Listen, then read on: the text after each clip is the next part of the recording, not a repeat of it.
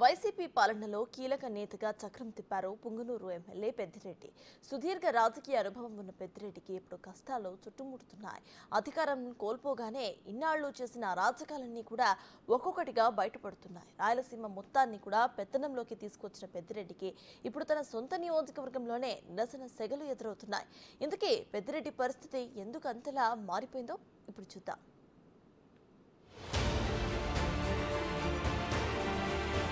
పాపం పెద్దిరెడ్డి రామచంద్రారెడ్డి గతంలో ఆయన చుట్టూ అధికారముండేది. ఎక్కడికెళ్లినా సెల్యూట్లు, క్షణాల మీద పనులు పూర్తయ్యేవి. కానీ ఇప్పుడు సీన్ మారింది. 5 ఏళ్ల పాటు అధికారమే శాశ్వతమనుకున్నట్టు వ్యవహరించారు. ఎన్నో సందర్భాల్లో పరిధి దాటి నడుచుకున్నారు. ప్రత్యర్థిని రాజకీయంగా కాకుండా కక్షదారుడిగా భావించారు. అయితే కాలం ఎప్పుడూ ఒకేలా ఉండదు. అధికారం పోవటమే లేట్. కోర్టుల చుట్టూ తిరుగుతున్న పరిస్థితి నెలకొంది. గతంలో తాను జిల్లాకు వెళ్తే పోలీసులే దగ్గరుండి బందోబస్తు నడుమ తీసుకెళ్లేవారు. కానీ ఇప్పుడు అదే సెక్యూరిటీ కోసం ఆయన కోర్టు మెట్లెక్కారు. తనకు 5+5 గన్మెన్ సెక్యూరిటీ ఇవ్వాలని కోరితే కోర్టు మాత్రం 2+2కు పర్మిషన్ ఇచ్చింది.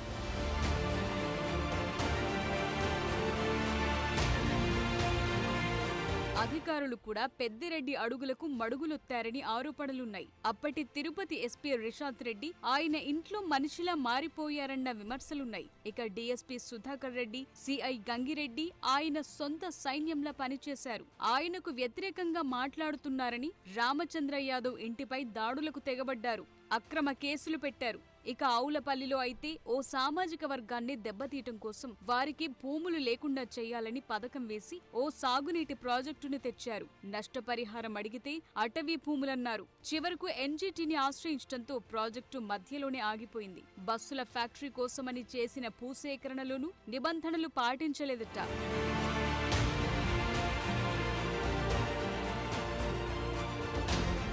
కొద్ది రోజుల క్రితం తిరుపతిలోని పెద్దిరెడ్డి ఇంటి దగ్గర జనసేన కిరణ్ రాయల్ హంగామా సృష్టించారు. మఠం భూములను ఆక్రమించి పెద్దిరెడ్డి ఇంటి కాంపౌండ్ నుండి పబ్లిక్ రోడ్ నిర్మాణం, గేట్ ఏర్పాటు చేసుకున్నాడని జనసేన నేతలు ఆరోపించారు. తిరుపతి నగరపాలక సంస్థ అధికారులు గేటు తీయమని ఆదేశాలు జారీ చేయడంతో హైకోర్టును ఆశ్రయించాడు. తాను రహదారికైన ఖర్చు చెల్లిస్తాననే ప్రతిపాదన కూడా కోర్టు ముందుంచారు. అయితే ఇన్ని రోజులు ఎందుకు ఆ ప్రతిపాదన తీసుకురాలేదని అభిప్రాయం వ్యక్తమవుతోంది.